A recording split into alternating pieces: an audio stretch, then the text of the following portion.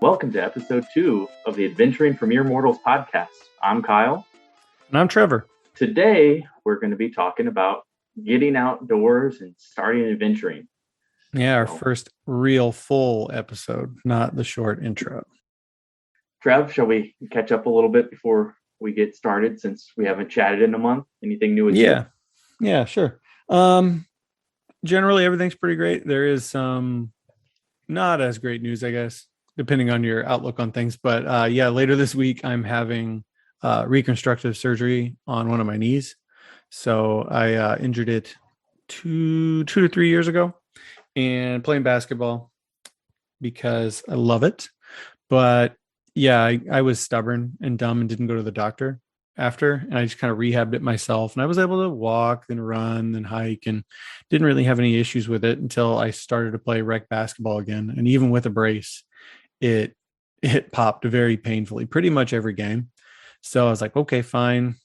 Going to the doctor, jumped through all the hoops, met multiple different doctors and worked my way up to getting an MRI. Got that done. And it's like, oh yeah, you have a completely torn ACL and it's been that way for a while. And I've got 2 minor tears on my meniscus as well. So my doctor and my surgeon said, yep, might as well get it fixed while you're fairly young. Rehab will be easier.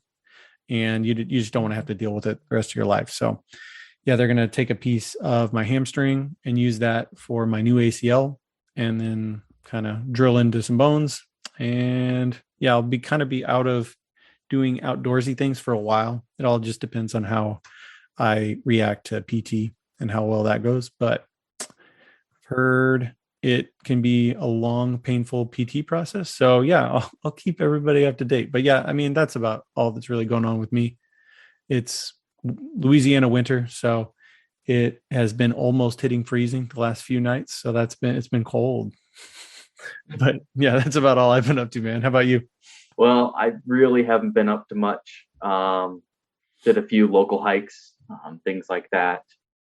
And am deep in research mode for ultralight winter travel.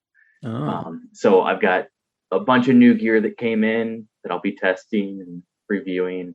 We'll see how it goes in the coming weeks. But I've got a trip lined up next week down to Reno Tahoe area.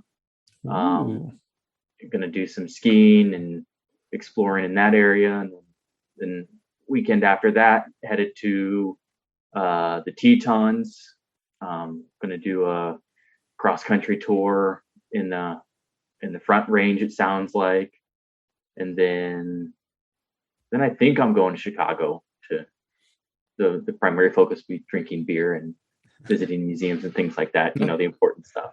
Chicago's a great place like that for that kind of stuff, especially drinking beer. It's like one of those, like, I went to grad school up there. So it's like one of the under the radar beer cities. Like, I think when I was there, when I started grad school, I think there were 65 breweries or so in the Chicagoland area. Now there's hundreds. It's crazy. There's like almost too many, but you'll have a good time in Chicago. It's a great time, even in the winter, even if it's cold, but just dress warm. You'll be fine. Getting inspired by all those documentaries on Netflix. Did you see the New Yorker's comic? I think it was from the 14th. Oh, yeah. We have to stop watching inspiring documentaries, and it's 2 old people climbing a rock wall. hanging by fingertips. Yeah. But yeah, like Netflix is just all over. They're killing that right now. Like I watched 14 Peaks, The Alpinist recently. Those are so good. I just enjoyed the heck out of them. And like you said, they're really, really, really inspiring. But man, some of them are just like, man, these people are crazy. Like the amount of dedication, like the focus of all these documentaries have to put towards their craft is insane. Like I can't imagine having the time to do that. I thought training for a marathon took a lot of time. And I just can't imagine. Like they just eat, breathe, sleep, whatever it is they're doing. It's crazy. Yeah, it's pretty ridiculous. But that's why we created this podcast. Yeah, because not everybody's like that. Like those people are awesome to watch, and it's like inspiring. It's like, oh, that's like, because those people are like the pinnacle, right? They're like the top of their thing. They wouldn't have a documentary about them if they weren't like the best, right? You don't want to, no one wants to watch a documentary about me playing rec league basketball or something like that, right? You want to see the people that are really, really good at their craft. Yeah. But So that out of those documentaries, which one was your favorite? man, I really got to go with 14 Peaks. Like Nims Purje, that dude's awesome, man. And like he like had to like, what was it? Yeah, he had to like mortgage his house to be able to like put this on, because literally no one believed in him. Everybody just said, "Oh, that's really cool. You're crazy. It'll never work." Well, yeah, we're not giving you money. You're not like a good investment. So he's just like, whatever, man. I'll do it myself. And yeah, now he's like a famous dude now. Yeah, I liked this the description. We heard rumblings that this was happening, but no one knew who this guy was or really what he was about. But Yeah, I guess for a little background, because we really just jumped right in. Nims Purja, he's a Nepali guy, uh, like mountain climber, like extreme, like he did Everest multiple times. He was in the British Special Forces, just a all around badass dude. But he was putting together an all Nepali climbing team to climb all 14 peaks above 8,000 meters in like as fast as they could. But he wanted to do it in less than a year. I think they'd end up doing it in like 7 months or something like that. But I think the previous fastest person to do it did it in like 4 years or something. So that's why no one believes. It's like, what? You're crazy. You can't do this. Like, and he is just like insane enough to think he can do it. And then he just went out and did it. Like they did multiple of these 8,000 meter peaks, just like from base camp all the way to the top, one shot. And it's incredibly impressive. Like it's insane. I'm running out of descriptors. if you could see Trevor right now, his brain is melting, and Yeah, I really, really enjoyed it. Yeah, I like The Alpinist. If you haven't seen that one, that one's more my speed.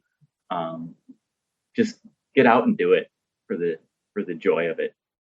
Yeah, there's one article, and this kind of relates to how you get in the outdoors. You know, it all has to start somewhere. mm-hmm. And like I've had a lot of inspiration throughout the years, whether it's been mentors, inspiring articles or things like that. But I think I shared the article with you of the solo ski mountaineer. Yeah. Just had his dog and was driving around the Pacific Northwest, climbing mountains and skiing crazy lines by himself. For the love of the game. And no sponsors. That's kind of how The Alpinist is. I like that he goes rogue and just disappears for a while. And he's supposed to have this video crew that's, documenting him. Yeah, and they get mad because they can't get a hold of him. But yet he's updating his social media. Yeah. Yeah, I mean, like thinking about it, it's a really weird dichotomy between those two people. They're both doing like crazy, like pinnacle of their sport things. Whereas Nims Purja, he has this, I'll call it a likable cockiness. Like he rolls in, he's like, dude, I'm going to do this. I'm the best. My team, I built this team. We're all awesome. We're going to go do this. And he's like hyping people up around him. Whereas Marc-Andre, the alpinist, that's his name, right? Marc-Andre Leclerc. Yeah. I believe that's right. He was just like, he had this purity about him. He's like, nope, I'm just going to go do this. I enjoy it. I mean, if other people think it's cool, that's cool. But I'm just doing it for the experience and like testing himself, but he doesn't care what anybody else thinks about it. Yeah. I want to know how he convinced or how he had a girlfriend while he lived in the store or stairwell and then an ice cave and a tent. That's remarkable. But well, he was a likable, funny guy, I guess. Shall we get into the meat of the program for today? Yeah, absolutely. How did they get started? And how did we get started? Mm-hmm. And I guess the start is that everyone starts from somewhere. Yeah. And like for people that are already like out, that get out, this might sound really like basic and stuff, but you got to start somewhere, right? Like I am super guilty of being like stopping and starting my being active times. Like it all depends on like what's going on in my life. So there's things that can make it really difficult to get out. Like if you have a really stressful job, it's hard to get out. Like I have a wife and 2 kids, and kids take up a lot of your time, it turns out. And even if you don't have those, there's things like your digital distractions. Like there's always, if you have social media is always there. It's lurking, it's waiting. It's like, oh, come, you need to look at me. You haven't looked at me in 5 minutes. You can look at me again. And you look and, oh, it's already been a half an hour. It's like I said I was going to run 20 minutes ago. So it's really easy to get sucked into all the digital things we have around us. What are some other, what keeps you from being outside sometimes, Kyle? Personal motivation. I'm really, really good about the excuses of, I'll do that later, or I don't need to do that right now. Mm-hmm. And I'm really fortunate. I can go not even three miles and be at multiple trailheads with hundreds of miles of trail. I do not have that luxury. Yeah. So sometimes for me, it's just the motivation of getting up either early or getting out of the chair after a long day at work, mm-hmm. just to go do something. But I always feel a lot better after I do it. 100%. And it finally sets in, that I should really do this. Early on, there was a lot of things whenever I wanted to go try, and man, I had a laundry list of excuses. It was too expensive. It required some sort of specialized training. Like I had to be like professional athlete level fit. And I don't know where that came from. It's easy to excuse. Yeah. Instead of just enjoying it, it was more like, do I want to be the best? Like, the gear thing was never a big deal for me because I'm a gearhead and I absolutely love it. Mm-hmm. And I can sit there and read up on gear and what you need and what's the best for this and what's, the best for that. But, at the end of the day, it came down to running whenever I started wanting to do more running competitively. And it was like, look, running is basically zero cost.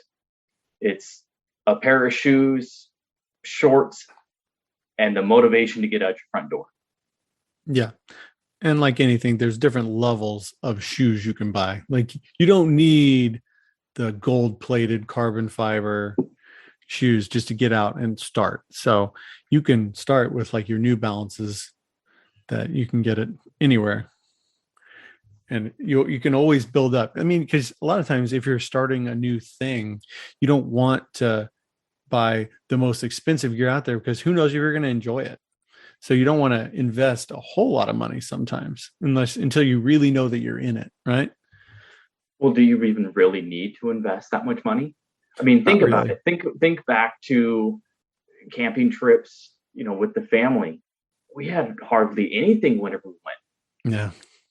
It was like a tent, a sleeping bag, yeah. and like that was it. And okay, we're gonna go camping, and there's gonna be a fire, and we're gonna cook on the fire.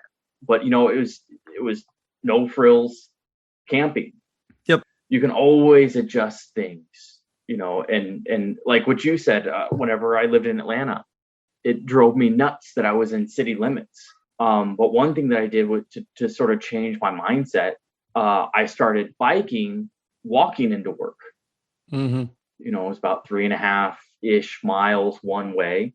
I mean, it was no investment, and it actually created a nice break for me from work. Yeah, it's easy to separate that way. I would walk and I would come back. And, that season for backpacking and caving, I was probably in the best shape by pure accident, because I had walked back and forth and I had kind of developed this mental toughness because in a way I kind of done a through hike. Oh yeah, and every day doing the same because thing every day I was doing it again and again. Yep. And rain, shine, freezing temperatures, heat, and that was just tweaking one thing in my routine. Mm-hmm. That was I did a very similar thing in grad school. So I think I lived, it was like probably a mile and a half, 2 miles away. And I would walk every day. I wasn't as hardcore as you. If it rained, I was catching a bus, or if I really was late, I would drive my car and park. But very similar thing. If it wasn't pouring rain, I was walking, and it's right. And it's nice, easy way to wake up. You get your day going, and it separates when you leave at the end of the day too. So I completely agree. Yeah. And then, in terms of gear, the perfect example would be like a raincoat. You may want like the Cadillac of Gore-Tex coats. But that comes with a price tag of $200-$300. Yeah. And what benefit are you actually getting for that extra money? Yeah. And it's comfort. You're buying comfort. Yeah. And that's one thing whenever people ask me about gear recommendations when they're looking at gear and things like that, the first question I ask them back is, how much comfort do you want to buy? There's no rules that if you wanted to go on a backpacking trip that you couldn't go with, external frame backpack from the 70s and do it. People sounds painful, but you could do it. I think people still do it. Like, still see them out there. Yeah. But now, ultralight backpacking is the craze. Yeah. But with that ultralight gear comes a big price tag. Agreed. And, you can slowly invest in these different, things. Actually, a good example of a piece of really cheap gear, and Kyle has seen this backpack that I have for years. It is, I think it was Ozark Trail backpack that I got at Walmart before field camp. And I've had it for close to 20 years now. It is my day pack. That thing is indestructible. It has been all over the world with me. I bring it like anytime I go out somewhere, I'm wearing that backpack, and nothing's broke on it. And it's been 20 years. The thing's bomb proof. Essentially, it still gets soaking wet, but it was like probably $20. I don't even remember how much we spent on it. I was like, oh, I need a backpack that has like loops on it for going hiking out for field camp. It's like, that thing's still awesome. I was shocked whenever I opened the back of my truck and I saw that backpack sitting in there. It's a blast from the past. Yeah, it's crazy.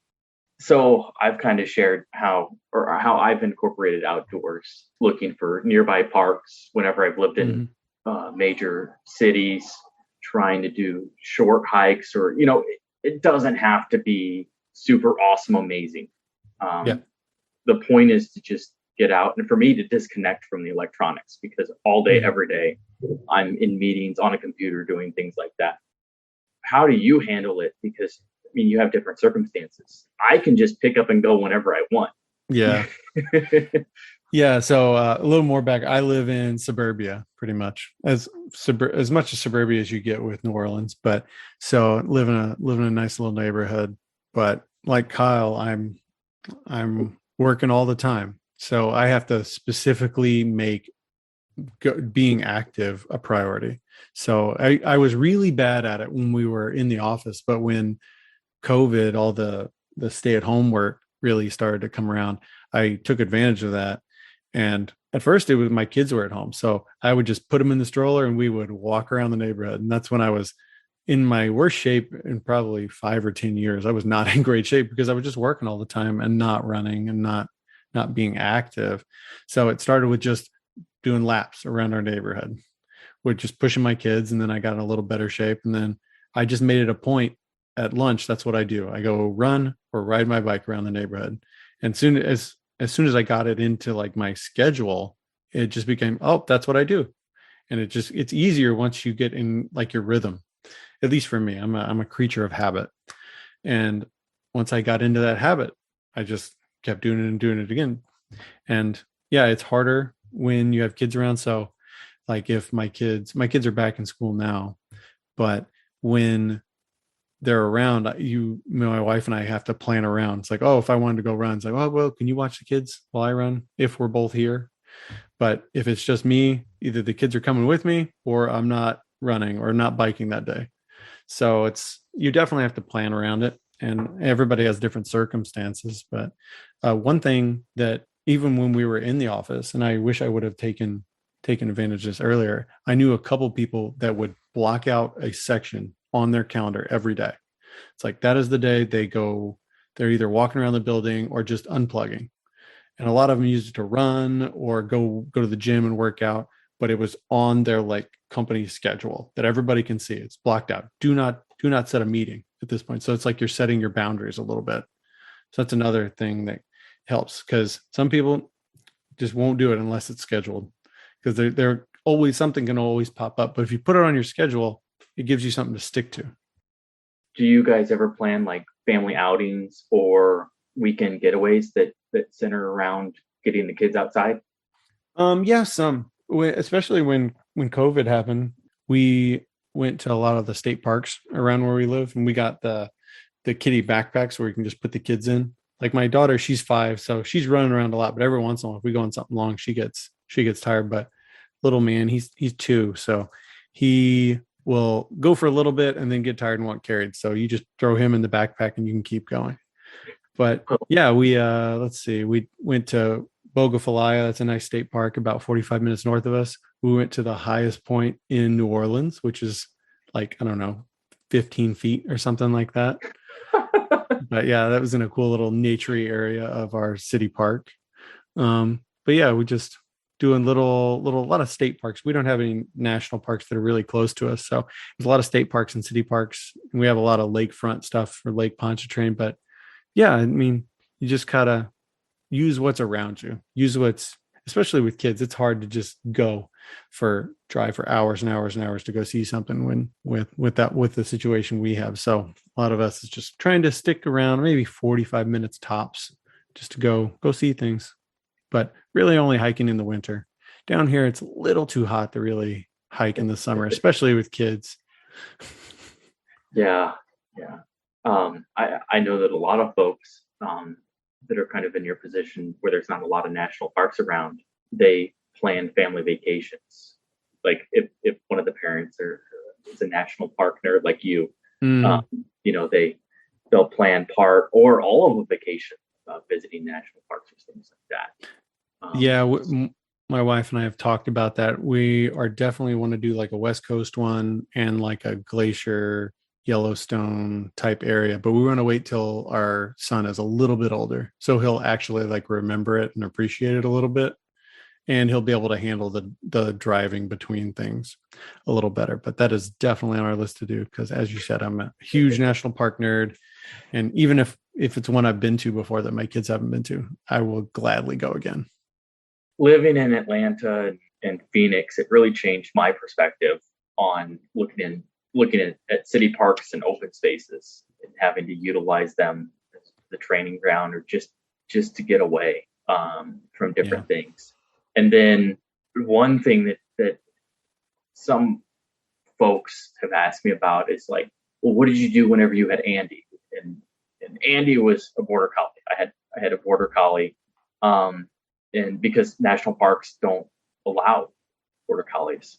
And that opened up a huge new world for me, because then that was national forest, land, state parks, and BLM, where there's trails, but they're all dog friendly. Basically, I just had to finally admit that I was making excuses whenever I said there wasn't a location that was convenient, or I didn't have the time, or it was just, it was me not wanting to put in the motivation to get out there and do it. So I guess that brings us to the next point. Why are we getting outside? Why even go out and do it in the first place? Yeah, you can kind of take a couple different angles, I guess, for this. You could always say, like my parents would always say when we were kids, go outside and get some fresh air. You don't need to sit in front of the TV. So yeah, fresh air. And like, it's like a generic thing you can say, but there's something to it. Like, especially like if you're outside enough, you can notice how the seasons smell differently every time. You just start noticing things about being outside. Just fresh air. It's like I said, it's a generic thing, but it's a really nice thing to appreciate. And for different regions. At least for me, whenever you go out into the outdoors, you're not constrained by like you have to do this or you have to do that or you have to, it's pick your own adventure. And yeah, and one thing that I've started to pay attention to more, both professionally and just whenever I'm out and about, is like the they call it the open space or the foothills here. I've gone and walked and hiked the trails, and it's always interesting to see what other people are using that area for. mm-hmm. You see walkers, you see runners, you see mountain bikers, you see downhill mountain bikers, people that don't even ride uphill. They drive and they stash a vehicle up in the mountains, and then they ride all the way down, and they've got a second vehicle stashed so that they don't have to ride up them. And I was like, genius. There's birders that are out there. There's artists that you'll see set up, painting, sketching, doing all sorts of different things. Picnics with kids, out there. There's a bike park. There's people doing that. Dates. So many people going out and doing a hike. And you can always tell because the conversation is not as natural and the body language. Yeah. You know what? It's ingenious. It's an environment where I thrive, and I like it on dates because it takes the focus off of the date. You're focusing on an activity, you're out and about. It's kind of equalizing in a sense. And you're just letting the conversation evolve organically. And then at the end, there's a clean break. It's like you can either get in your vehicles and go opposite directions or, go somewhere. Change the venue. Yeah, exactly. Change the venue. The other cool thing that I've seen around here, how many people that I see utilizing that area, but in various ways. Sometimes like I didn't even know that we had mutual friends, but I met a couple here, and I would see the wife running, and then another time I saw her mountain biking, and then it turns out that I was seeing the wife because the husband was slower than the wife, so he was actually behind. So whenever I slowed down, I started seeing him, and that's another takeaway. You get to set your own pace. Yeah, I mean, and I guess that's the larger takeaway too. You just go out and do what makes you happy and what you feel comfortable doing. Like it can be literally anything: walking, running, biking, bird watching, or even I like gardening too. So I have a garden in my backyard. That is also getting outside. You just find what makes you the happiest, makes you feel the best, and get out there and do it. Like it's relaxing, get that vitamin D out in the sun. Like it's just a great place, and it can be really beneficial for anybody that takes advantage of it. Yeah, and it's scalable. You can start small and just start working your way up to, like if you just want to take on, walking around the block, and then that goes to hiking a trail, and then that goes to hiking a steeper, longer trail, into an overnight backpacking trip, into a multi-day backpacking trip, a multi-week, month through hike. I mean, it's a natural progression. Yeah. If that's the thing you want to do. It's also okay to get out and say, oh, well, I walked around, I tried to hike. Yep, didn't like it. Didn't like it at all. So try something else. Like get into biking. Get into, if you have snow, you can try skiing. There's so many different things that you can try. So don't be afraid to pivot and say, well, like, yeah, I tried running. You get too sweaty. I don't like that one. I breathe too hard when I'm running. Try something else. Like there's no shame in finding what makes you tick and what makes you the happiest. Get out, be happy, be healthy, be the best you can be. I like it. I think that puts a nice little bow on it. That's all I got. Yeah. Why don't we bring it home? If you want to get in touch with us, there's a few ways to do that. I'm on Instagram at Trevor Bowlman, Bollmann. Kyle does not have Instagram. So I guess if you're in Boise, you can wave at him or something like that. Just wave at people named Kyle. You'll find him eventually. I don't exist as a person. If you look on social media. So all the contact, I guess, will be coming to me. Yeah, if you want to tell us something to talk about on the podcast or give us some comments, critiques, you can email us at adventuringformeremortals@gmail.com. We also have an Instagram for the podcast at Mere Mortal Pod. And I set up a Discord server for the podcast. The details for that and joining that will be down in the show notes. And yeah, I mean, as every podcast says, you should go out and write a review for us on our podcast, on any of the podcast platforms. But you might want to wait an episode or two till we really hit our stride. We're still working this out. But anything else I'm missing, Kyle? What platforms are we on? Pretty much, we're going to be on all of them. All the main ones will be on Apple Podcasts, I think it's called now, Spotify, Google Podcasts. There's a couple more. TuneIn, I think, is one. We'll be, if we're going to catch 99% of people. I'll just leave it at that. We're going big. Yeah. I like it. But yeah, I guess until next time, hopefully next episode we'll have a guest. And it'll be a surprise to both of us because I haven't figured out who that guest is going to be yet. But yeah, I guess we'll see you all next month. Bye, y'all.